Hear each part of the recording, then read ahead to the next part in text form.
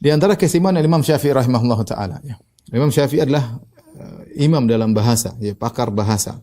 Hal ini disebutkan karena beliau tinggal bersama kabilah Hudhal dan banyak beliau menghafal kasidah-kasidah atau bait-bait syair. Dan itu mempengaruhi kekuatan bahasa beliau ya.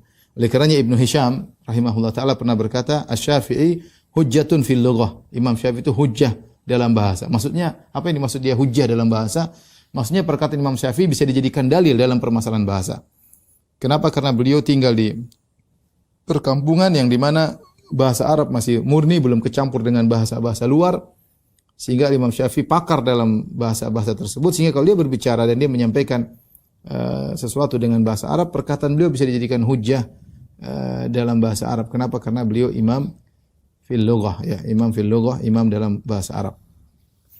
Sebagian ulama mengkritik Imam Syafi'i berkaitan dengan pendalilan mereka. Imam Syafi'i berpendapat kalau kita berwudu kita boleh mengusap sebagian kepala, ya, tidak usah seluruhnya, ya, karena Allah berfirman wamsahu bi ru'usikum, ya, dan usaplah kepala kalian. Kata Imam Syafi'i tidak harus seluruhnya, sebagian sudah cukup. Nah, sebagian ulama ada yang mengkritik Imam Syafi'i. Mereka mengatakan firman Allah wamsahu bi ru'usikum, dan usaplah kepala kalian, ada kalimat kata ba di situ, bi dengan kepala kalian. Mereka mengatakan Imam Syafi'i berpendapat bi di situ artinya sebagian, menunjukkan tab'id. Ba li tab'id, menunjukkan sebagian. Sehingga seakan-akan Imam Syafi'i menafsirkan dan usapkanlah sebagian kepala kalian. Sementara banyak ulama mengatakan ba lil ilsaq, yaitu untuk menempel, maksudnya mengusapkan seluruh kepala, bukan sebagian kepala. Sehingga mereka mengatakan Imam Syafi'i salah dalam hal ini meskipun dia pakar dalam bahasa, tetapi mengartikan ba dengan makna sebagian ini tidak ada dalam bahasa Arab. Namun kritikan ini dikritiki oleh para ulama yang lain yang membela Imam Syafi'i dengan beberapa jawaban, di antaranya bahwasanya ba maknanya tab'id, untuk sebagian, menunjukkan parsial. Ini juga disebutkan oleh para ulama lughah sebelum Imam Syafi'i, yaitu Al-Asma'i dan juga para ulama Kufiyin. Pendapat bantahan yang kedua, ya, bahwasanya Al-Imam Syafi'i tidak tegas menyatakan bahwasanya ba dalam firman Allah wamsahu bi ru'usikum menunjukkan usaplah sebagian kepala kalian. Imam Syafi'i tidak pernah mengatakan demikian. Kalau kita cek dalam kitab ternyata Imam Syafi'i berkata, lihat saya nukil pada Romawi 10, wa dallatis sunnatu ala an laisa 'alal mar'i mashur ra'si kullihi wa idza dallatis sunnah ala dzalik fa ma'nal ayat anna man masaha syai'an min ra'sihi ajza'ahu. Imam Syafi'i mengatakan sunnah menunjukkan tidak wajib bagi seorang untuk mengusap seluruh kepalanya. Kenapa? Karena sunnah menunjukkan akan hal tersebut. Ya, sehingga makna ayat barang siapa yang mengusap sebagian dari kepala maka sudah sah.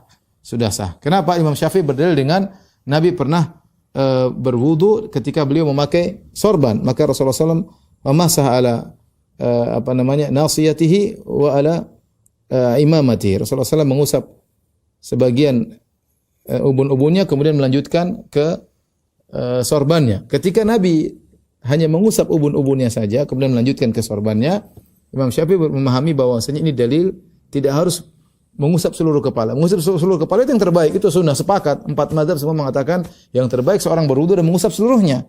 Tetapi para ulama juga membahas kadar minimal. Mereka membahas kadar minimal, penting untuk ilmu. Bagaimana kalau orang cuma mengusap 1/4, bagaimana kalau orang cuma mengusap 2/3, bagaimana kalau orang mengusap mayoritas tidak semuanya, bagaimana kalau cuma 3 helai rambut, sah atau tidak? Al-Imam Syafi'i berpendapat sebagian saja sudah sah. Sebagian saja sudah sah. Dia bukan berdalil dengan bahasa bahwasanya ba menunjukkan tab'id, tetapi dia berdalil dengan sunnah Nabi sallallahu alaihi wasallam yang dia pahami bahwasanya Nabi sallallahu alaihi wasallam mengusap ala nasiyati wa ala imamah, mengusap hanya sebagian ubun-ubun kemudian baru ke imamah, menunjukkan mengusap sebagian juga boleh. Ini saya tidak sedang membahas mana pendapat yang lebih kuat, ini masalah fikih, tapi saya ingin menjelaskan tuduhan bahwa Imam Syafi'i mengatakan ba secara bahasa maknanya sebagian parsial itu tidak tepat, karena Imam Syafi'i tidak pernah mengatakan demikian, ya. Kemudian juga seperti Imam Syafi'i ketika menafsirkan dzalika adna alla ta'ulu, yang demikian itu lebih dekat kepada tidak berbuat aniaya, ya. Al-Imam Syafi'i menafsirkan al-aul adalah kasratul iyal, banyaknya anak. Ya, ini juga dikritik oleh Ibnu Al-Arabi yang bermadzhab Maliki, dia mengatakan tidak ada ahli bahasa yang berpendapat dengan pendapat Imam Syafi'i bahwasanya al-aul maknanya al-iyal, keluarga ya. Ini dibantah. Akhirnya dibantah oleh para ulama bahwasanya makna al-aul dengan al-iyal, aul maknanya adalah keluarga, ini disampaikan oleh para ulama sebelum Imam Syafi'i seperti Al-Kisai dan Al-Farra. Demikian juga Al-Qurtubi rahimahullah bermadzhab Maliki juga membantah perkataan Ibnu Arabi. Artinya bahwasanya tafsiran al-aul dengan Allah ta'ulu, al-aul maksudnya dengan kathratul iyal, ini juga disampaikan oleh Zaid bin Aslam dan Jabir bin Zaid ya. Kemudian di antara keistimewaan Imam Syafi'i rahimahullahu taala, ya, beliau banyak menulis syair-syair ya, yang indah-indah yang saya sempat kumpulkan sebagian ya. Syair-syair beliau yang sederhana tetapi maknanya yang dalam ya. Imam Syafi'i rahimahullahu taala ya. Ya nanti bisa dibaca di buku ya. Di antaranya perkataan beliau, biqadril kaddi tuktasabul ma'ali wa man talabal ula sahirul layali. Kata beliau, ketinggian diraih berdasarkan ukuran kerja keras. Orang semakin berusaha semakin meraih ketinggian. Wa man talabal ula, barang siapa yang mencapai derajat yang tinggi, sahirul layali, maka dia harus begadang.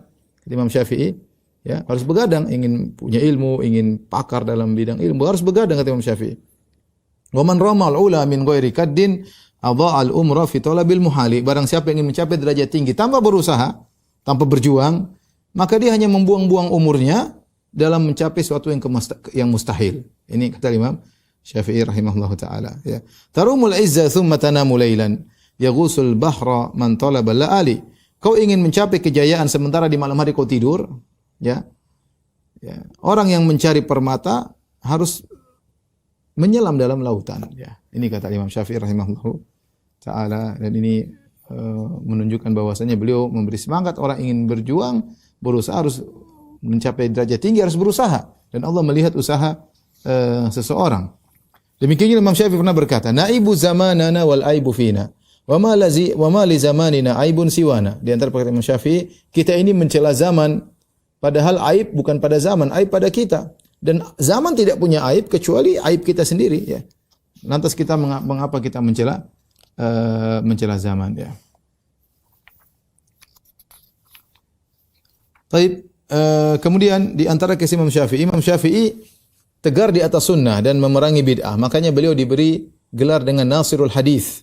Nasirul Hadis itu ada orang-orang yang menolak hadis dibantah oleh Imam Syafi'i rahimahullahu taala. Oleh karena Imam Syafi'i menulis kitab Risalah di antaranya untuk dalam pembelaan terhadap hadis.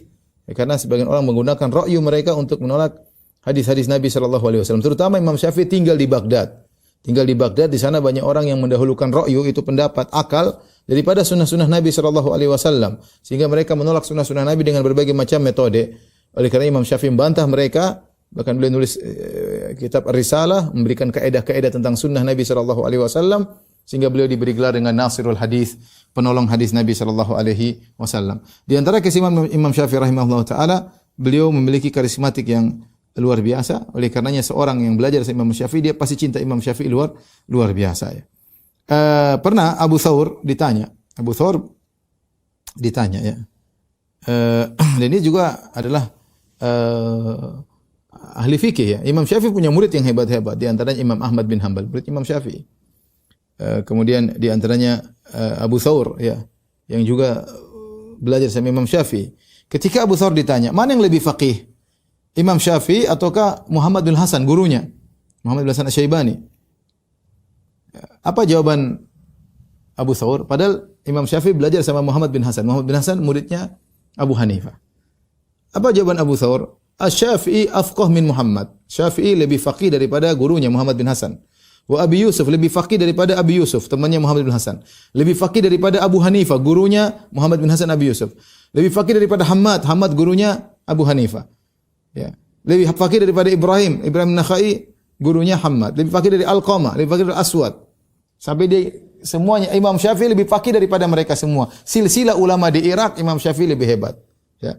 Muhammad bin Hasan punya teman Abu Yusuf dan Muhammad bin Hasan punya guru namanya Abu Hanifah, Abu Hanifah punya guru namanya Hamad punya guru namanya Ibrahim punya guru namanya Alqamah punya guru namanya Aswad. Kata Imam Syafi'i, kata Imam Abu Thawr, Imam Syafi'i lebih faqih dari mereka semua. Tentunya ini semua muncul karena begitu cintanya Abu Thawr terhadap Imam Syafi'i. Dan dia padahal dulu belajar mengikuti ahlul ra'yi. Tapi begitu datang Imam Syafi'i di Baghdad, maka merubah pola pikirnya. Bahkan dia belajar kepada Imam Syafi'i rahimahullah ta'ala. Kenapa bisa demikian? Karena dia sangat cinta kepada Imam Syafi'i yang memiliki karismatik yang luar biasa.